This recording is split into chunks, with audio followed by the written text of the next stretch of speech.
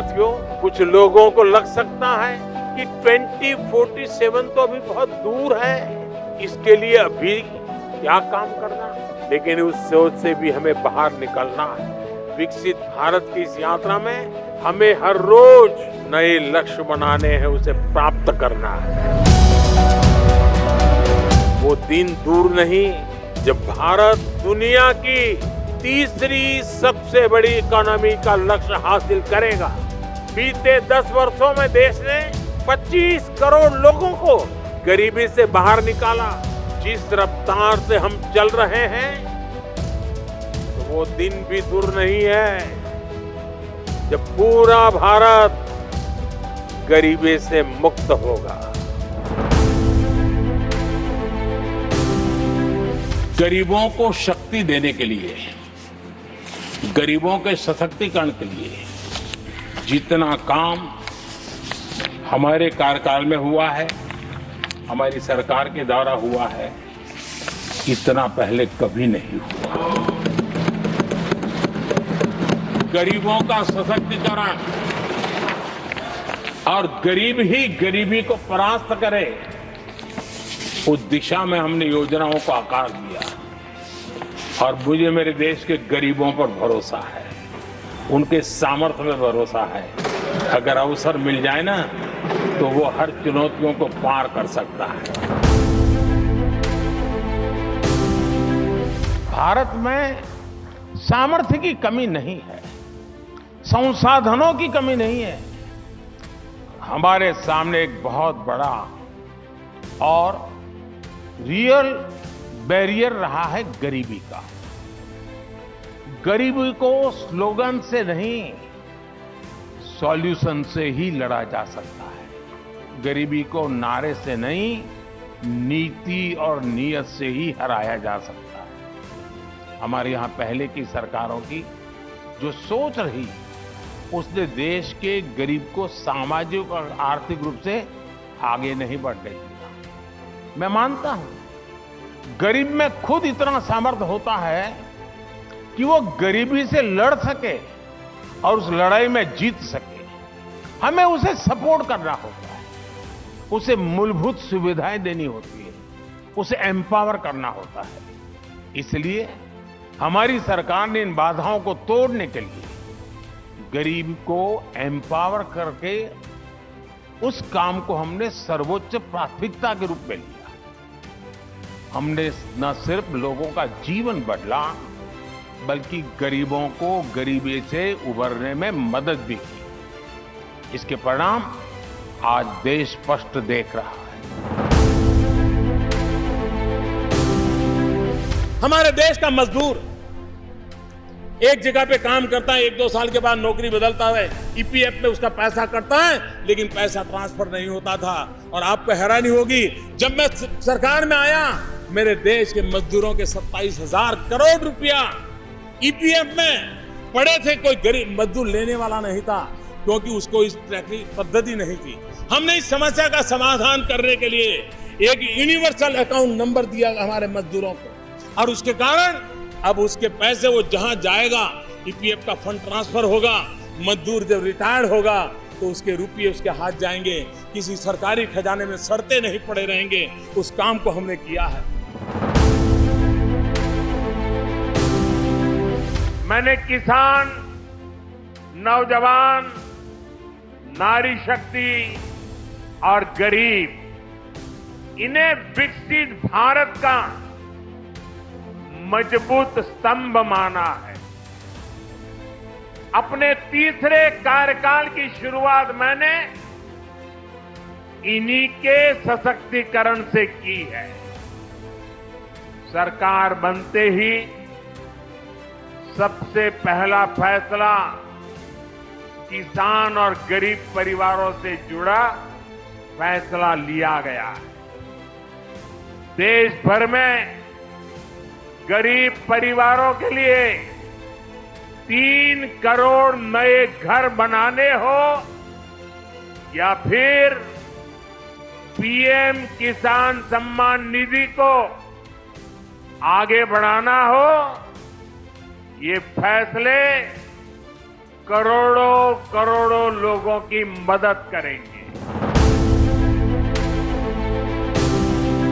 2014 में हमारी सरकार आने से पहले हालात ये थी कि देश में गरीब जितना बीमारी से नहीं डरता था, उससे ज्यादा डर उसे इलाज के खर्च से लगता था। अगर परिवार में कोई एक व्यक्ति भी गंभीर बीमारी का शिकार हो जाए तो पूरा परिवार संकट में आ जाता था। मैं भी आप सबकी तरह गरीब परिवार से निकला हूं। मैंने भी इन तकलीफों को देखा है और इसलिए मैंने संकल्प किया है, मैं इलाज का खर्च कम करूंगा और आपकी जेब में ज्यादा से ज्यादा पैसे बचाऊंगा। मैं आपको बार बार हमारी सरकार की कुछ योजना, कल्याणकारी योजनाओं की जानकारी देता रहता हूं ताकि एक भी जरूरतमंद योजनाओं से छूटे नहीं। इसलिए मैं कई जरूरी बातें आज फिर यहां दोहरा रहा हूं और मैं आशा करता हूं आप इसे याद भी रखेंगे और अपने परिचितों को जरा बताएंगे भी। बताएंगे ना? पक्का बताएंगे? ये भी सेवा का ही काम है। इलाज के खर्च का बोझ कम होना चाहिए कि नहीं होना चाहिए? इसलिए मैंने हर गरीब के मुफ्त इलाज की व्यवस्था कर दी है। 5 लाख तक का इलाज बिना किसी खर्च के किसी बेटे को अपने माँ बाप के इलाज के लिए 5 लाख रुपए तक खर्च नहीं करना पड़ेगा। ये दिल्ली में आपका जो बेटा बैठा है ना, वो काम वो करेगा। भाइयों और बहनों, एक दौर था जब देश में विकास की बात केवल बड़े शहरों तक ही सीमित होती थी। वहां भी विकास का मतलब बस इतना ही होता था कि खास खास इलाकों में बड़े बड़े फ्लाईओवर्स बन जाएं, सड़कें बन जाएं, मेट्रो बन जाए, यानी गांवों कस्बों से दूर और हमारे घर के बाहर जो काम होता था, जिसका सामान्य मानवी से लेना देना नहीं था, उसे विकास माना गया। बीते वर्षों में देश ने इस सोच को बदला है। आज देश दोनों दिशाओं में काम करना, 2 पटरी पर चलना चाहता है। देश को नए इंफ्रास्ट्रक्चर की भी जरूरत है। इंफ्रास्ट्रक्चर पर भी लाखों करोड़ों खर्च हो रहा है, उससे लोगों को रोजगार भी मिल रहा है, लेकिन साथ ही सामान्य मानवी के जीवन की गुणवत्ता सुधारने के लिए, ईज ऑफ लिविंग के लिए नए मानदंड भी स्थापित कर रहे हैं। गरीब के सशक्तिकरण को आज सर्वोच्च प्राथमिकता दी जा रही है। जब 2 करोड़ गरीब परिवारों को घर दिए जाते हैं, तो इसका मतलब होता है कि वो अब सर्दी, गर्मी, बारिश के डर से मुक्त होकर जी पाएगा। इतना ही नहीं, जब खुद का घर होता है ना, तो आत्मसम्मान से उसका जीवन भर जाता है, नए संकल्पों से जुड़ जाता है और उन संकल्पों को साकार करने के लिए गरीब परिवार समेत जी जान से जुड़ जाता है, दिन रात मेहनत करता है। जब 10 करोड़ परिवारों को शौच के लिए घर से बाहर जाने की मजबूरी से मुक्ति मिलती है, तो इसका मतलब होता है कि उसका जीवन स्तर बेहतर हुआ है।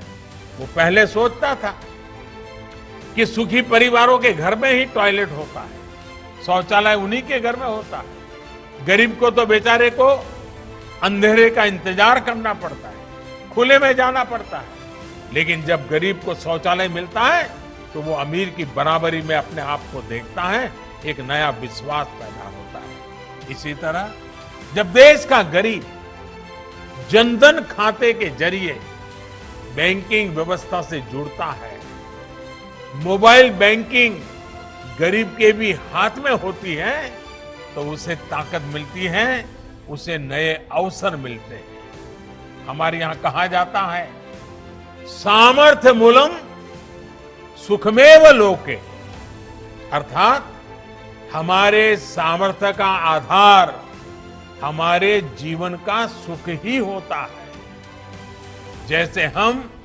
सुख के पीछे भागकर सुख हासिल नहीं कर सकते, बल्कि उसके लिए हमें निर्धारित काम करने होते हैं, कुछ हासिल करना होता है। वैसे ही सशक्तिकरण भी स्वास्थ्य, शिक्षा, सुविधा और गरिमा बढ़ने से होता है।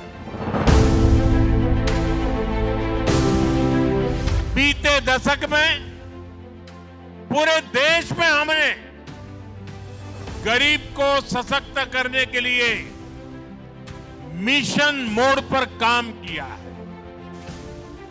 गरीब के इर्द गिर्द एक सुरक्षा कवच बनाया गया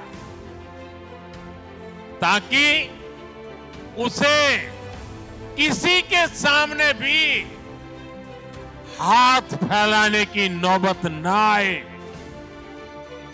पक्का घर हो, टॉयलेट हो, गैस कनेक्शन हो, नल कनेक्शन हो, इससे गरीबों को नया आत्मविश्वास मिला।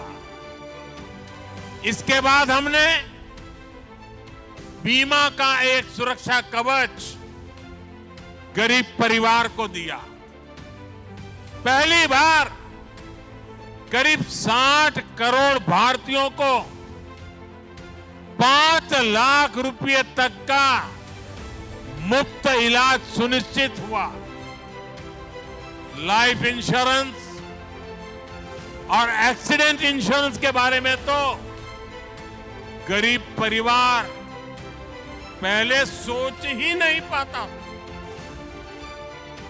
हमारी सरकार ने गरीब को, निम्न मध्यम वर्ग को बीमा का सुरक्षा कवच भी दिया। आज देश के 36 करोड़ से ज्यादा लोग सरकारी बीमा योजनाओं से जुड़े हैं। आप जानकर हैरान रह जाएंगे कि अभी तक 16,000 करोड़ रुपए से ज्यादा 16,000 करोड़ रुपए से ज्यादा क्लेम राशि के रूप में इन गरीब परिवारों को मिल चुकी। यानी ये पैसा मुश्किल समय में परिवारों के काम आया। साथियों, जिसको किसी ने नहीं पूछा उसको मोदी ने पूजा है।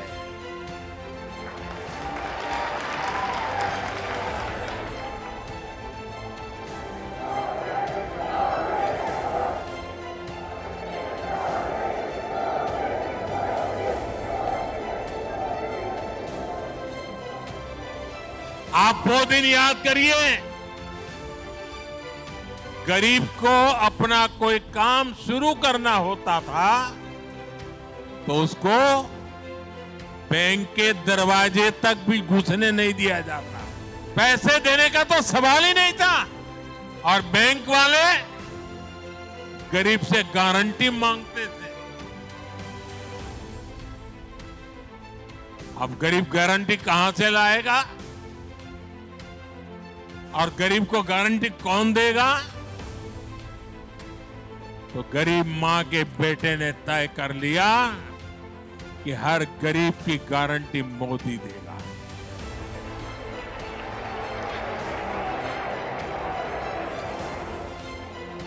मोदी ने ऐसे गरीब की गारंटी खुद ली और मुद्रा योजना शुरू की।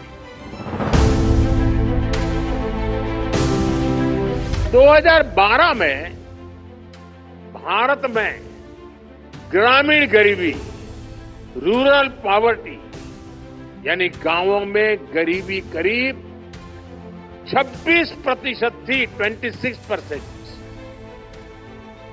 2024 में 2024 में भारत में रूरल पॉवर्टी यानी गांवों में घट कर गए, पहले जो 26% गरीबी थी वो गरीबी घट करके 5% से भी कम हो गई है।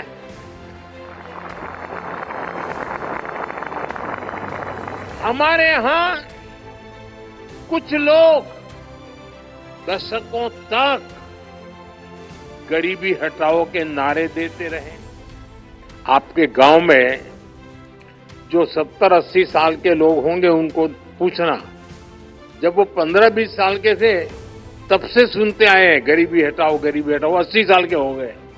आज स्थिति बदल गई है। अब देश में वास्तविक रूप से गरीबी कम होना शुरू हो गई। साथियों, आज देश विकसित भारत के संकल्प को लेकर चल रहा है। बीते 10 वर्षों में 25 करोड़ लोग गरीबी से बाहर निकले हैं। हम देश के नागरिकों की ईज ऑफ लिविंग पर फोकस कर रहे हैं। हम देश के नागरिकों की क्वालिटी ऑफ लाइफ पर फोकस कर रहे हैं।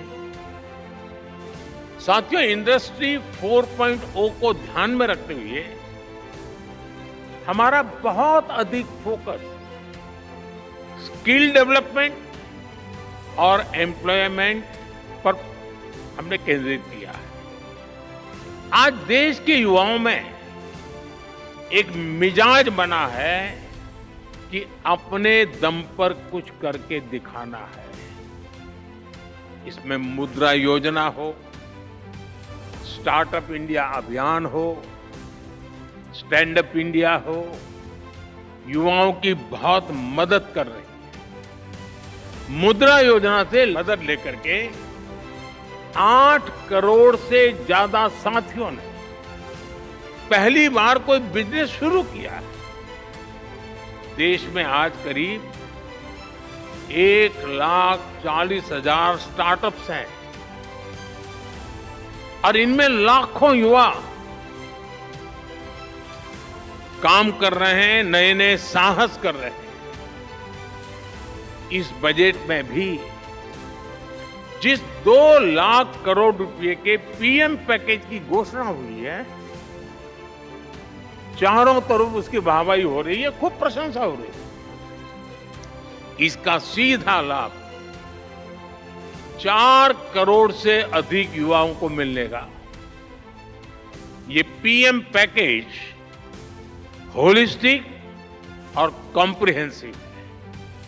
ये टुकड़ों में नहीं है, ये इंटरलिंक है, एंड टू एंड एक सॉल्यूशन है।